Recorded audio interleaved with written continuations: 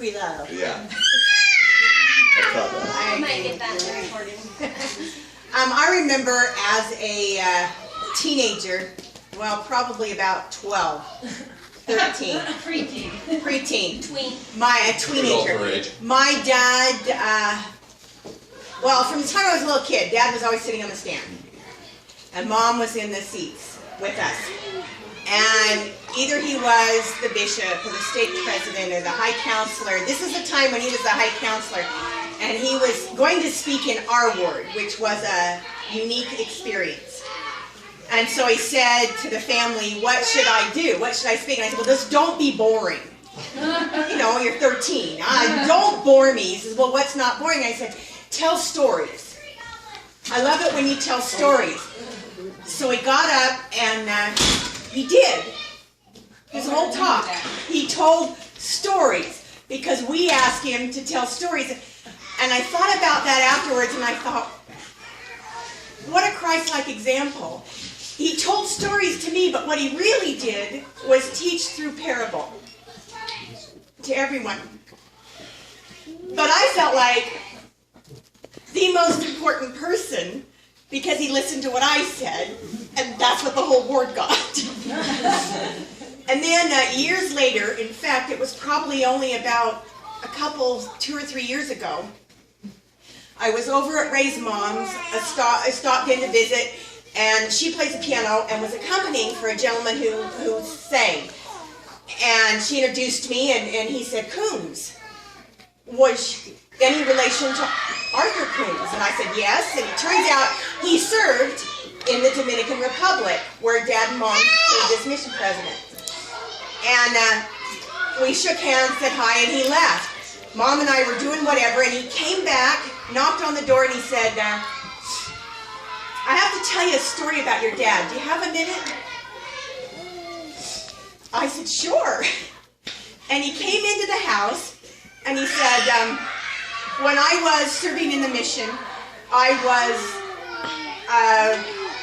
I'm young, 20 years old, and I'm a branch president out in a really remote area. It's remote to the point where phones weren't something that you could get every place you were. So you had to go to a phone to make phone calls. And he said, I'm serving as branch president, and one Sunday after church, a girl comes in and says, I'm in trouble. And I don't know what to do. And he said, he said, let me make a call to my mission president, and can you come back at this time? So he had to leave and go to a phone and call. And he says he's running through his head, how do I counsel her? What steps does she need to take for repentance? And he's going through all this. And he says he gets on the phone with his mission president, and it's a completely different feeling. Is she okay? Physically, is she all right? What help does she need? Does she have a place to stay? Does she have food? Does she have medical care? What do we need to do to meet her needs?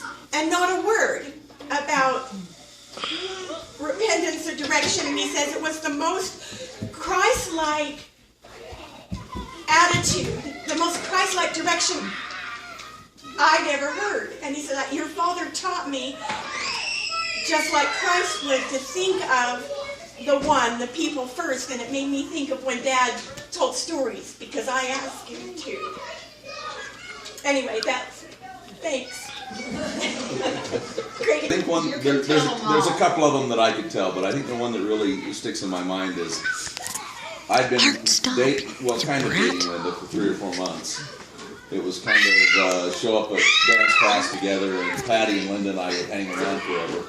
And I just started to date her because she asked me to the homecoming dance.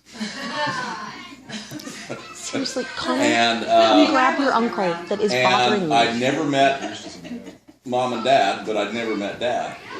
And they came up for conference. I think it was conference that Dad was up there for. And I had driven up on I think it was a Saturday morning. I'd driven up to Grandma's house. and I was standing in the driveway on that steep hill. Let me preface this by saying I had already told Dad that this was the man I was going to marry. He didn't know it yet, but Dad did. And so I remember Dad in his double knit brown suit, and we're standing at the top of that driveway that goes down like this, and we're sitting there talking. And I don't remember the full conversation, but the thing I do remember was, as we're sitting there talking, Dad turned to me and he said, "Can you keep Linda in the manner that she's become accustomed to?" And that really threw me. I sat there and thought for a few minutes, and then I finally turned to him and said, "No, I can't."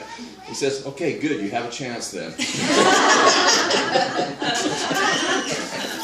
Tell him about what happened next when we got inside. Okay, so later, I don't know whether it was the same time or not. I think it was, but I'm sitting in there and still not quite sure Dad or who he is, or where he's coming from, and what does Dad do? But immediately says, "Okay, we got to have a leg wrestle." And here I am, 210 pounds, and here Dad is, and he's saying, "We're going to do a leg wrestle," and I'm just going, "This is not going to be good." And so we get down there on the ground, and 1, 2, 3, and I flip him over. Yeah. He's down there and he's like, "Do I?" No, that was the arm wrestle. Oh yeah. So we do a couple of leg wrestles, and then Dad says, "Okay, you beat me with that, but let's do an arm wrestle." So we get up on the table, and we're arm wrestling, and I'm just thinking at this point, I can't just keep beating him. That's just not fair.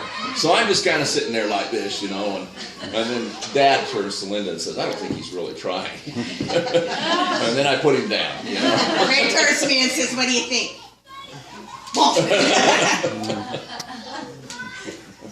So those were the first 2 times that I met Dad.